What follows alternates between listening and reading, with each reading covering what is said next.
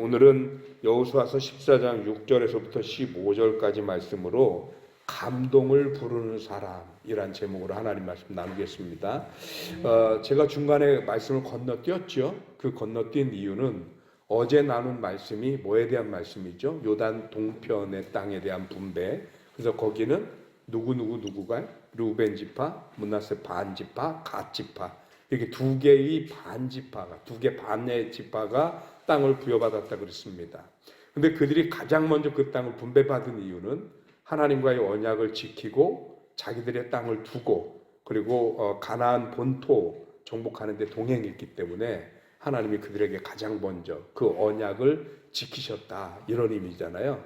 그리고 나서 그 일이 끝나고 이제 우리가 지금 건너뛴 부분은 뭐냐면 므낫세 지파의 국경이 어디고 또 뭐 갓 지파는 어디고 이렇게 나온 거예요. 그러니까 내용상 큰 별다른 내용은 없어요. 지명만 나옵니다.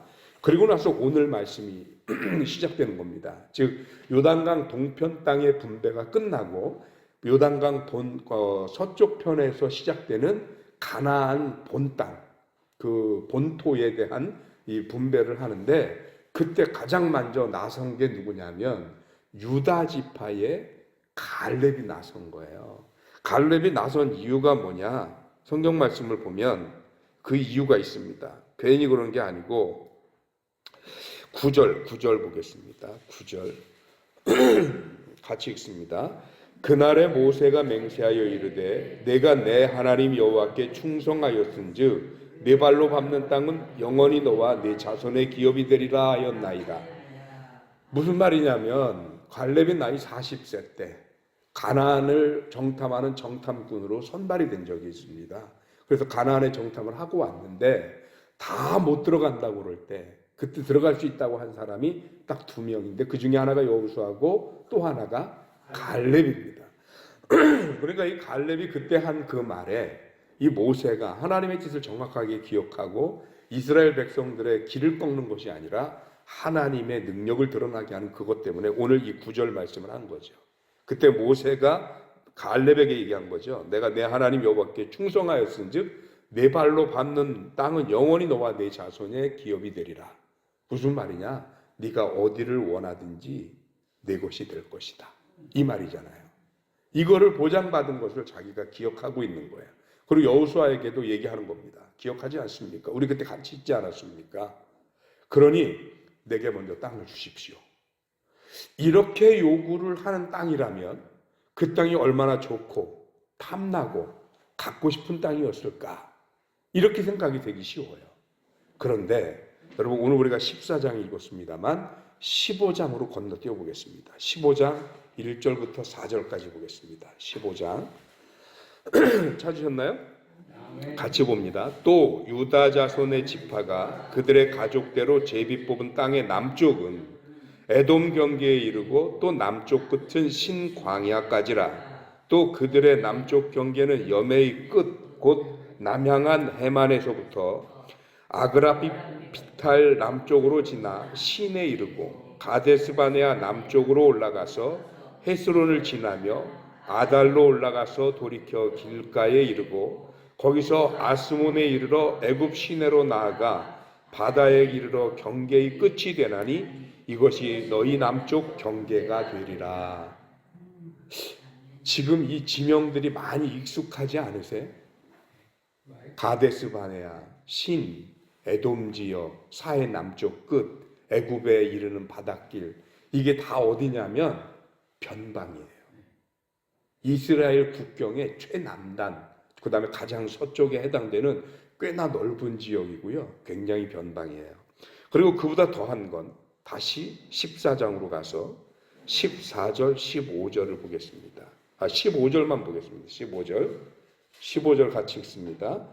헤브론의 옛 이름은 기럇 아르바라. 아르바는 아낙 사람 가운데에서 가장 큰 사람이었더라. 그리고 그 땅에 전쟁이 그쳤더라.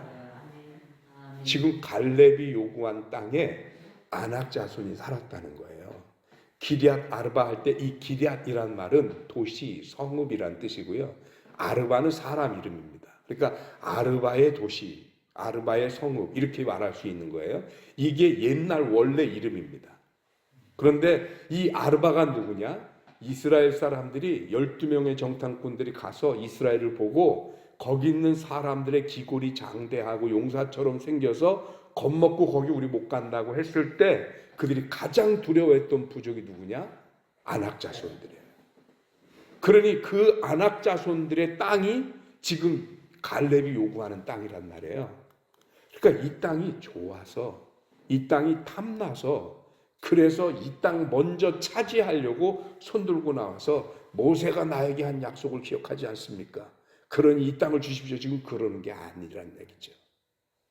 뭐냐? 이 땅이 가장 부담되고 가장 골치 아프고 또 가장 힘들고 어렵고 가장 긴장돼서 어떻게 보면 하룻밤이라도 다리 뻗고 자기가 불편한 땅. 그래서 늘 긴장해야 되고요. 늘 외세의 침입에 늘 지키고 있어야 되는 그 땅. 그 땅인데 지금 갈렙이 이 땅을 달라는 거예요. 왜? 자기가 아직 나이가 85세이긴 하지만 45년 전 하나님이 날 부를 때처럼 여전히 싸울 수도 있고 여전히 출입하기에 지장이 없어서 아직 내가 사명을 감당할 만한 믿음이 그리고 능력이 제게 있습니다.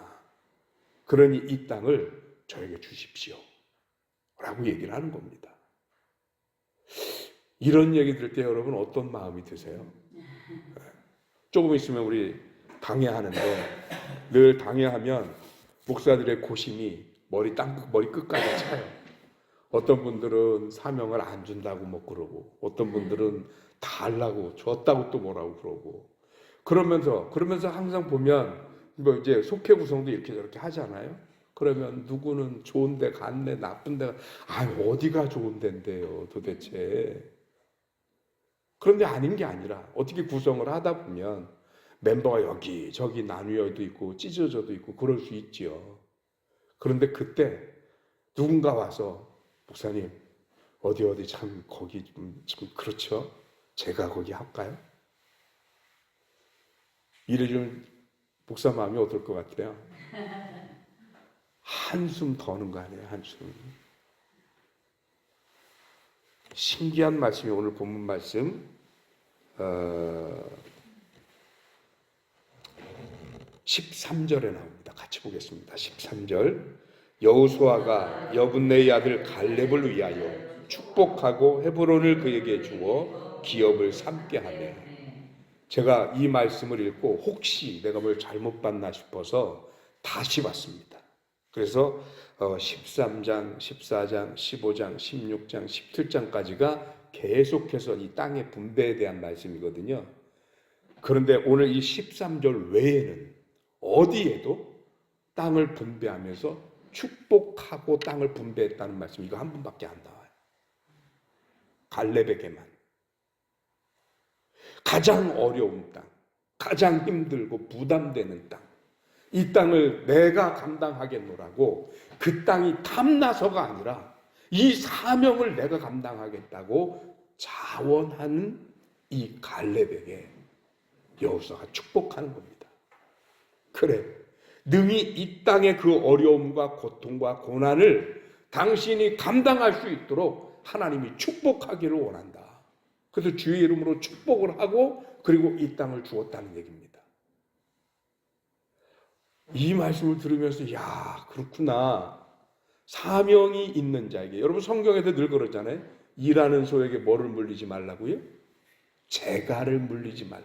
사명을 감당하기를 원하고 사명을 자원하는 그에게 하나님의 축복은 멈추지 않는구나.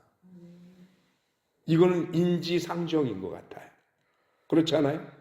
하다못해 사람 품삯을 살아도요, 그 사람 품을 산 사람한테 일하라고 밥은 안 굶겨요. 왜요? 일을 더 많이 해야 하니까. 우리가 사명을 구하고 그 사명 감당하겠다고 자원하는데 하나님의 은혜와 은총 축복이 멈춘다? 이거는 말이 앞뒤가 안 맞지 않습니까? 하나님이 그런 사람을 축복하실 줄 믿습니다. 그랬더니 15절 끝에 우리에게 익숙한 한 단어가 또 나옵니다. 맨 마지막에 그리고 그 땅에 전쟁이 그쳤더라. 이미 앞에서 이 비슷한 말씀 우리 나눈 적이 있죠. 전쟁이 그칠 때는 어느 때 전쟁이 그친다고요? 힘이 비등비등할 때가 아니고요. 힘이 완전히 한쪽으로 기울었을 때. 그러니까 감히 넘겨보지도 못할 때. 요즘 우리 젊은 청년들 말대로 넘사벽일 때, 도저히 넘을 수 없는 사람일 때, 그때 전쟁이 끝나는 거예요. 그러니 갈렙이 이 땅을 완벽하게 정복하고 사명을 완전히 감당했다는 것을 볼 수가 있습니다. 그래서 아까 말한 기럇 여아림이라는 도시가 기럇 아르바라는 도시가 아르바의 성읍이라는 뜻이잖아요. 근데 이 이름 자체가 사라지는 거예요. 그리고 무슨 이름이 되는 거예요? 헤브론이라는 이름이 되는 거예요. 헤브론 이름. 이 헤브론이라는 말의 뜻은 연합하다, 하나가 되다, 동맹을 맺다 이런 뜻이에요. 갈렙과 유다 지파로 인하여 그 땅이 뭐가 됐어요? 하나가 됐다. 그래서 헤브론이라는 땅으로 불리기 시작합니다. 아낙 자손의 이름은 그 흔적조차 없어져 버렸어요. 갈렙이 사명을 완벽하게 감당한 거예요. 이런 갈렙을 보면서 제가 오늘 본문 말씀을 가지고 복음성가가 만들어져서 이 산지를 내게 주소서라는 제목의 찬양도 있어요. 그래서 제가 처음에 이 말씀을 묵상하고 그래 이 산지를 내게 주소서라고 할까? 그러다 묵상을 계속 하다가 제목을 접은 게 그게 아니구나. 갈렙은 감동을 주는 사람이구나. 하나님에게도 사람에게도 백성들에게도 감동을 부르는 사람. 우리의 신앙생활이 이러면 어떨까? 그런 생각을 해봤습니다. 사람에게도 또 세상에게도 나가서 하나님께도 감동을 부를 수 있는 저와 여러분들이 되시기를 주님의 이름으로 축원합니다. 기도하겠습니다. 하나님 고맙습니다. 크신 은혜 주셔서 오늘 우리로 하여금 하나님 앞에 와 예배하며 주님의 은혜를 깨닫게 하시니 감사합니다. 오늘 가장 어렵고 힘든 땅을 자원하여 감당하기를 원했던 사명자 갈렙의 신앙을 봅니다. 그 갈렙의 신앙이 위로 하나님을 감동시켜드리고 아래로 지도자였던 여호수아와 그리고 여전히 정복을 마무리하지 못해서 피곤에 지친 이스라엘 백성들을 감동하기에 충분했던 신앙임을 봅니다. 우리들의 믿음과 신앙이 그런 믿음이 되게 하시고 그런 신앙이 되게 하여 주시옵소서. 하나님의 선하신 뜻과 계획하심이 우리 가운데서 온전히 이루어지도록 주님, 오늘 우리가 하나님 앞에 구하고 원하는 모든 기도에 나의 욕심과 좋은 것을 구하는 마음, 탐심이 아니라 내가 감당해야 하는 사명을 구할 수 있도록 우리에게 더 큰 은혜와 믿음을 허락하여 주옵소서. 오늘도 승리의 하루 되도록 주님 인도하시길 원하옵고 우리 주님 예수 그리스도 이름으로 기도하옵나이다. 아멘.